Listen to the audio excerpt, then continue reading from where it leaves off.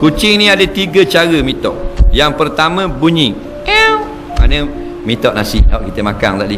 Yang kedua ialah dengan gesek kaki kita. Dia gesek tu bukan dia gatal, dia nak sikit makanan kita. Kita bodoh, kita dah tahu kala. Faham?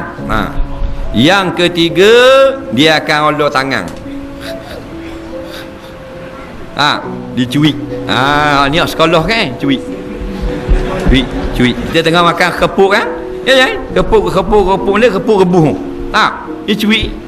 Kita tengok, boh.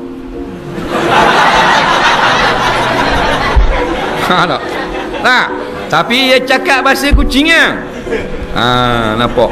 Tuhan atur lari azali dia Tuhan tu. Pada hari tu Tuhan nak beri kita pahala atau tak embuh. Kita pun beri dia makan pahala besar itu. Bodoh tak nampak, dia terajang kucing. Hambak tu. Bodoh tu tak nampak. Allah buat depan kali surah Al-Baqarah, wa mimma razaqnahum yunfikun. Dan setengah daripada rezeki yang kami beri kepada dia sedekah pula ke orang lain. Faham tak ke? Dah. Termasuk natang.